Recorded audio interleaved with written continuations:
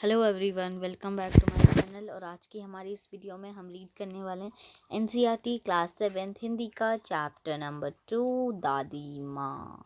So let's start. कमज़ोरी कमज़ोरी ही है अपनी, पर सच तो यह है कि ज़रा सी कठिनाई पड़ते बीसों गर्मी, बरसात और बसंत देखने के बाद मेरा मन सदा नहीं तो प्राय अनमना सा हो जाता है।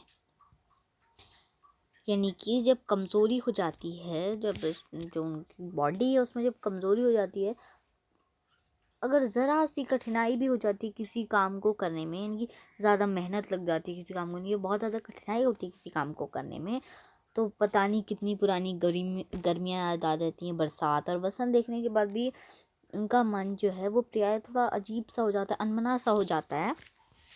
जो उनके मित्र हैं वो मुंह के सामने तो उन्हें प्रसन्न करने के लिए आने वाली छुट्टियों की सूचना देते हैं, और पीठ पीछे उन्हें कमज़ोर और ज़रा सी प्रतिकूलता से घबराने वाला कहकर उनका मजाक उड़ाते हैं। मैं सोचता हूँ, अच्छा, अब कभी उन बातों को न सोचूंगा। इनकी अब उन बातों को नहीं सोचूंगा। वैसे भी उन्हें सोचने से होता ही क्या है, लेकिन मेरी आंखों के सामने हमेशा वही शीत किरणों के समान स्वच्छ शीतल किसी भी धुंधली छाया नाच उठती है। मुझे लगता है जैसे क्वार के दिन आ गए। उन्हें लगता है कि जैसे क्वार के दिन आए। अब यहाँ पर ये जो वर्ड है क्वार, क्वार मतलब होता है गर्मी का मौसम। क्वार के दिन आ गए हैं। मेरे गांव के चारों ओर पानी ही पानी हिलोरे ले रहा है। यानी कि हिलोरे मतलब होता है पानी ही पानी है हर जगह। दूर के सिवान से बहकर आई हुई मोथा और साए की अधगली घासें, धेऊर और बनप्यास की जड़ें तथा नाना प्रकार की बरसाती घासों के बीच सूरज की गर्मी में खौलते हुए पानी में सड़कर एक विचित्र गंध छोड़ रहे हैं। यानी कि जो मोथा और साए की घास है, जो अधगली से यानी कि पूरी तरीके से जो गली भी नहीं है, और जो धेऊर और बनप्यास की जो जड़ें हैं, और नाना प्रकार की जो बरसाती घास यानी कि ऐसी घास जो बरसात में होती हैं, उनके बीच जो है वो सूरज की गर्मी में रहेंगे, तो उनसे जब वो सूरज की गर्मी में जब वो रहेंगे बहुत टाइम तक, तो उनसे अजीब सी बदबू आने लगती है। रास्तों में कीचड़, रास्तों का कीचड़ सूख गया है, और जो गांव के लड़के किनारे पर झागबेल जलशों में धमाके से कूद रहे हैं। अपने अपने मौसम की अपनी अपनी बातें होती हैं। आषाढ़ में आम और जामुन न मिले चिंता नहीं, अगहन में चिवड़ा और गुड़ न मिले। यानी कि वो कह रहे हैं कि जो लेखक हैं वो बोल रहे हैं कि हर मौसम की अपनी अपनी कोई खासियत होती है। गर्मी का मौसम है, गर्मी में गर्मी होती है, इसीलिए तो उसे गर्मी का मौसम कहा जाता है। बरसात में बारिश होती है। ये सब इसका मतलब हर हर टाइम की अपनी अपनी कोई खासियत होती है। हर टाइम पे हम अलग अलग टाइप का खाना खाते हैं, तो हर टाइम की, हर मौसम की अपनी अपनी कोई खासियत होती है। अपने अपने मौसम की अपनी अपनी बातें होती हैं। आषाढ़ में अगर आम और जामुन न मिले तो कोई चिंता नहीं। आषाढ़ मतलब होता है बरसात का मौसम। आषाढ़ है नहीं, बरसात का मौसम। अगर बारिश के मौसम में, बरसात के मौसम में आम और जामुन नहीं मिले तो कोई चिंता नहीं होती। अगम अग अगहन में चिवड़ा, अगहन में अगर चिवड़ा ना मिले और गुड़ ना मिले तो भी कोई चिंता नहीं होती। चैत्र के दिनों में, चैत्र का दिन यानी थोड़ा सर्दी का मौसम हो जाता है उस टाइम पे। चैत्र के दिनों में अगर लाई के साथ गुड़ की पट्टी ना मिले, अगर चैत के महीने में अगर लाई के साथ गुड़ की पट्टी नहीं मिली तो उसका भी कोई अफसोस नहीं होता। लेकिन क्वार के दिनों में इस गंधपूर्ण झाग भरे जल में कूदना न हो तो बड़ा बुरा मालूम होता है। यानी कि क्वार के दिन यानी बरसात के मौसम में अगर ये जो झाग भरा जलचा है, अगर वहाँ पर कूदने का मौका ना मिले तो बहुत बुरा सा महसूस होता है, बहुत बुरा मालूम होता है। मैं भीतर हुड़क रहा था, 2-1 दिन ही तो कूद सका था, नहा धोकर बीमार हो गया। यानी कि मैं अंदर से, मुझे बहुत ख़राब सा लग रहा था कि मैं सिर्फ 2-1 दिन ही उस झागबेल जलछ में कूद पाया, और 2-1 दिनों में ही नहाकर मैं बीमार पड़ गया। हल्की बीमारी न जाने क्यों मुझे अच्छी लगती है। यानी कि जो लेखक है उन्हें थोड़ी थोड़ी अगर बीमारी हो कोई, यानी कि थोड़ा बहुत बुखार वगैरह हो, तो वो उन्हें अच्छा लगता है। थोड़ा थोड़ा ज्वर हो, सर में साधारण दर्द और खाने के लिए दिन भर नींबू और साबुन। थोड़ा थोड़ा ज्वर मतलब होता है, ज्वर बोलते हैं बुखार को। अगर थोड़ा थोड़ा बुखार हो और सर में साधारण सा दर्द, यानी ज़्यादा तेज दर्द ना हो, और दिन भर नींबू और साबुन मिले तो वो ठीक है। लेकिन इस बार तो ऐसी चीज़ नहीं थी। लेकिन इस बार ऐसी कोई चीज़ नहीं थी। थोड़ा थोड़ा बुखार नहीं था, थोड़ा थोड़ा सर में दर्द नहीं था। जो बुखार था अगर वो बढ़ रहा था तो वो बढ़ते ही जा रहा था, रज़ाई पर रज़ाई। और उतरा रात 12 बजे, यानी कि मैं रज़ाई पे रज़ाई डालता रहा अपने ऊपर, और जो बुखार था वो रात को 12 बजे उतरा। दिन में मैं चादर लपेटे सोया था। दादी माँ आई, शायद नहाकर आई थी। उसी झाग वाले जल में पतले दुबले स्नेह सने शरीर पर सफ़ेद किन्हारीन धोते, सन से सफ़ेद बालों के सिरों पर सद्य टपके हुए जल की शीतलता। यानी कि दिन में मैं चादर लपेट कर सोया हुआ था, तो दादी माँ आई, शायद वो नहा कर आई थी उसी झाग वाले जल में। उन्होंने एक सफ़ेद कलर की धोती पहनी हुई थी, साड़ी मतलब वो पहनी हुई थी, और उनके बालों से वो जो जल था वो शीतलता की तरह टपक रहा था पानी। उनके बाल जो थे वो गीले होंगे, इसीलिए आते ही उन्होंने सर पेट छुए। यानी कि जैसे ही वो वहाँ पर आई लेखक के पास, उन्होंने लेखक का सर और पेट छुआ। आंचल की गांठ खोल किसी अदृश्य शक्तिधारी के चबूतरे की मिट्टी मुंह में डाली, माथे पर लगाई। यानी उन्होंने अपना जो उनका जो यानी कि जो उनकी साड़ी थी उसमें उन्होंने ये गांठ लगाई हुई थी जिसमें कुछ था। उन्होंने उसे निकाला तो चबूतरे की मिट्टी मुंह में डाली।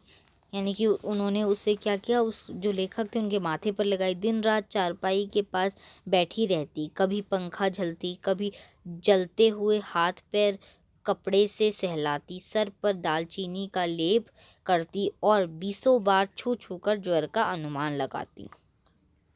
यानी कि वो रात भर कभी कभी पंखा लगाती थी लेखक को, और कभी कभी अगर उनके हाथ पैर ज़्यादा गर्म हो जाते थे बुखार, तो उन्हें कपड़े से थोड़ा ठंडा करती, गीला कपड़ा लगाती उस पर, और दालचीनी का लेप करती। और 20 बार दालचीनी एक प्रकार का मसाला होता है, उसका लेप लगाती थी, और बार बार छूकर ज्वर का अनुमान लगाती, बुखार देखती थी थोड़ा कम हुआ या नहीं हुआ वो देखती थी।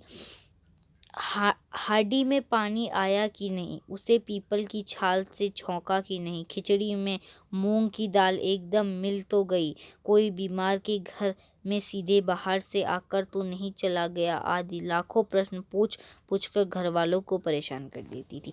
कि जो उनकी दादी थी लेखक की, वो बहुत सारे सवाल पूछ पूछ के घर वालों को परेशान कर देती थी। लेकिन वो उनके अच्छे के लिए ही ये सब पूछती थी, इसमें वो कुछ बुरा नहीं चाहती थी।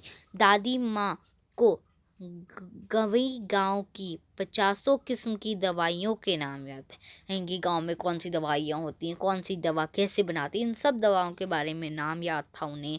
गांव में कोई बीमार होता उसके पास पहुंचती, और वहाँ भी वही काम कि अगर उनके गांव में कोई बीमार हो तो वहाँ जाकर दवाई बताते कि हाँ ये वाली दवाई खिला देना। हाथ छूना, माथा छूना, पेट छूना, फिर भूत से लेकर मलेरिया, सरसाम, निमोनिया तक का अनुमान विश्वास के साथ सुनाती थी। यानी कि वो हाथ, माथा और पेट को छूकर ही बता देती कि किसी आदमी को मलेरिया है, निमोनिया है, और बिल्कुल अनुमान के साथ वो बता देती थी। यानी कि उन्हें पूरा विश्वास होता था कि यही बीमारी है।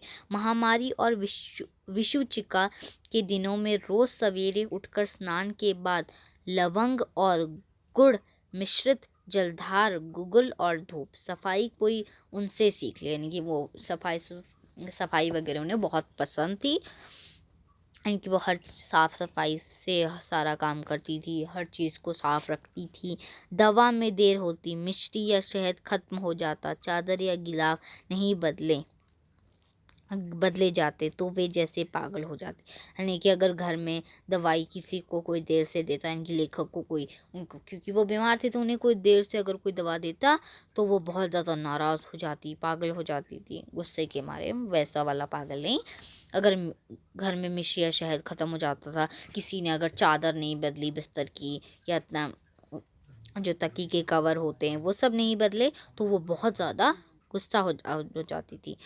बुखार तो मुझे अब भी आता है, नौकर पानी दे जाता है, मेस महाराज अपने मन से पकाकर खिचड़ी या साबू। कि बुखार तो उन्हें अभी भी आता है, जो नौकर था वो पानी दे जाता है, मेस महाराज इनके जो उनके घर के नौकर हैं जो खाना वगैरह बनाते हैं, वो उन्हें अपने मन से पकाकर खिचड़ी या साबू दे जाते हैं। डॉक्टर साहब आकर नाड़ी देख जाते हैं और कुनैन मिक्सचर की शीशी की तिताई के डर से बुखार भाग भी जाता है। ये डॉक्टर साहब जो थे वो नाड़ी चेक करते थे, पेट वगैरह में कुछ चेक करते होंगे वो, और कुनैन मिक्सचर की शीशी की तिताई से, यानी कि जो वो दवाई वगैरह देते थे उससे जो बुखार था वो अपने आप ही भाग जाता था। पर न जाने क्यों ऐसे बुखार को बुलाने का जी नहीं होता। कि वो कहते थे कि जिसमें बहुत ज़्यादा अजीब सा ऐसी दवाइयाँ खानी पड़े, ये सब खाना पड़े, तो बुखार को बुलाने का ही मन नहीं करता था उनका। किशन भैया की शादी ठीक हुई। दादी माँ के उत्साह और आनंद का क्या कहना। दिन भर गायब रहती, सारा घर जैसे उन्होंने सर पर उठा लिया हो। पड़ोसिनें आती, बहुत बुलाने पर दादी माँ आती। बहन बुरा न मानना, कार परोज का घर ठहरा। एक काम अपने हाथ से न करूं तो होने वाला नहीं। यानी कि जो किशन भैया की शादी थी, उनके जो लेखक के भाई थे, उनकी जब शादी हुई थी तो वो ठीक ही हुई थी। दादी माँ बहुत ज़्यादा उत्साहित और आनंदित हो जाती थी। दिन भर वो कभी कोई काम करने में लगा। अगर कोई पड़ोसियों में से कोई बुलाने भी आता तो वो कहती थी कि बहन बुरा मत मानना, लेकिन अगर मैं इस घर में कोई खुद से काम ना करूँ तो वो होता ही नहीं है। जानने को यूँ सभी जानते थे कि दादी माँ कुछ करती नहीं, पर किसी काम में उनकी अनुपस्थिति वस्तुतः विलंब का कारण बन जाती। उन्हीं दिनों की बात है, एक दिन दोपहर को मैं घर लौटा। बाहरी निकसार में दादी माँ किसी पर बिगड़ रही थी। कि जैसी जो लेखक थे वो आए तो वो देख रहे थे कि जो उनकी दादी माँ थी वो किसी पर अपना गुस्सा निकाल रही थी, उन्हें किसी पर गुस्सा आ रहा था।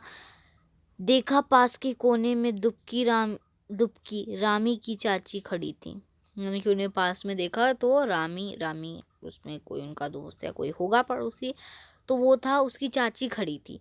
सो न होगा धन्नो, रुपए मैं सूद के आज दे दे। यानी कि वो बोल रही थी, जो औरत थी उससे दादी माँ बोल रही थी कि धन्नो रुपए मैं सूद के साथ आज ही दे दे तू। ऐसा दादी माँ बोल रही थी। तेरी आँख में तो शर्म है नहीं, मांगने के समय कैसी आई थी, पैरों पर नाक रगड़ती फिरी। यानी कि वो जो दादी माँ है वो रामी की चाची से कह रही हैं कि जब तुम मांगने आई थी तो तुम्हारी आंखों में कोई शर्म नाम की चीज़ नहीं थी, और जब मांगने आई थी नाक रगड़ते हुए आई थी। किसी ने एक पाई भी न दी, अब लगी है आजकल करने फसल में दूंगी। उस टाइम किसने दिए थे और मैंने दिए थे, और अब बोल रही है कि फसल के टाइम पे दूंगी, फसल के टाइम। अब क्या तेरी खातिर दूसरी फसल कटेगी। वो कह रही हैं अब क्या तेरे लिए जो फसल है वो दोबारा कटेगी, क्या तेरी खातिर दूसरी बार कटेगी, ऐसा नहीं होगा, उन्होंने कहा। सो गाइज़ हमने जितना भी रीड किया, आई होप कि वो आपको अच्छे से समझ में आ गया होगा, और जो हमारा रिमेनिंग चैप्टर है वो हम हमारी नेक्स्ट वीडियो में करेंगे। सो आई होप कि आपको ये अच्छे से समझ में आ गया होगा। अगर आपको कोई डाउट्स या क्वेरीज हैं तो आप कमेंट बॉक्स में पूछ सकते हैं, and I will meet you all in my next video. Till then bye and take care everyone.